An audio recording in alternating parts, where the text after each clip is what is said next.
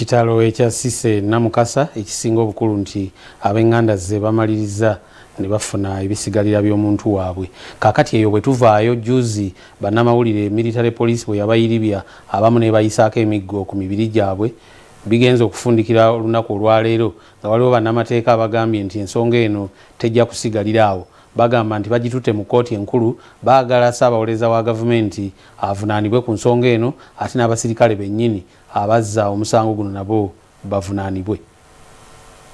Ebyokukuba bannamawulire wiiki ewedde bituuse mu kkooti enkulu bannamateeka bwe batutte ensonga zino mu kkooti enkulu ekangavvula abasirikale abenyigira mu bikolwa by'okutulugunya eddembe ly'obuntu. Munnamateeka Stephen Kalali yakulembeddemu banne ne bawawabira Ssaabawoleza wa gavumenti ng'era baagala okangavvula n'abasirikale. Mu High Court Civil Division era nga tuzze mu mateeka ge bayita Judicature Fundamental Enforcement Rules nga tusaba kkooti ebenga ewaako ebiragiro ku bikolwa by'abakuumaddembe oba military police n'ebitongole ebirala ebikolwa byabwe bye tulaba nti buli bye baakola nga 17 n'ebirala emyaka egiwedde eri abanamawulire babakuba nga bakola emirimu gyabwe kyokka bambi nga abanamawulire bali well identified balina tags tebalina buzibu tebali ku demonstrate nga tebakola ki nti bikontana n'eddembe lyabwe eriwaweebwa mu ssemateeka.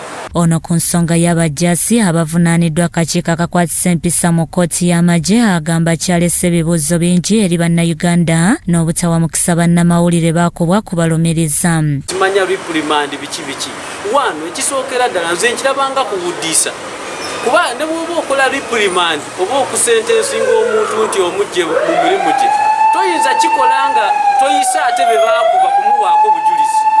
So nze nkiraba nti kaalinga kazanyinkirizi nze nammwe abanamawulire tukimanyi nti no gwe toyina akisese makindi tosobola gendayo tetumanyi oba kituufu abantu abo tebali mu kukola wabayinza obba nga bakiteesa awo the media kupuleyinga galale naye ng'ate abantu abaliki baliyo bakola babatuwe komanda tebamukwata kulwaki tomukwatako kubanga komanda bw'aba alini charge ebikolwa byonna ebiba bigenze mu maaso aba abyofasiize era ng'abisupervise.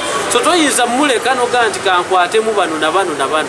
So nze ebyo byonna bye baakola ndaba nga mu butuufu tewali baatuzannya buzannya katemba kyova tuzze mu kkooti ebeeko nekyensalawo ekyenkomeredde. Agamba omuwandiisi wa kkooti akadde konna waakusalawo abalamuzi abagenda okuwulira omusango guno. Kkooti y'emu leero yeetandise okwemulugunya ku nkaayana z'ettaka okwazimbibwa Ambias Hotel ne Shell ku luguudo lwa Hoima ku bigambibwa nti lyakumpanyizibwa ku bakuumi baalyo. Munnamateeka w'oludda olw'emulugunya Joseph Luzige alambise ku nsonga eno.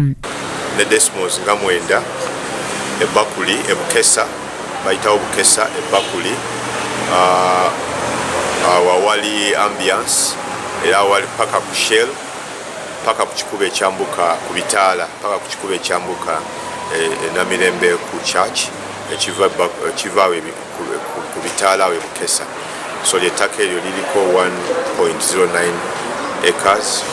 Twawabira mukyala Madina Nasaliro eyagulimu ne mwami Kiyimba eyagulawo awo weyateeka Ambiance ate ne Shell y'omu ku bawaabi nayo netugamba nti ettaka eryo lyonna lyali lya estate y'omugenzi Lauben Mukasa kati ba beneficiaries be batu instructing okuba representinga ne bannange bano. Okuwulira omusango kwongezeddwayo okutuusa olunaku olw'enkya okuwa omukisa enjuyi zombi okwetereza ng'enkaayana ku ttaka lino zitutte emyaka egisoba mu 10. Bikusakiddwa Muhammad Wamala, Crossroads TV, Omunnyo.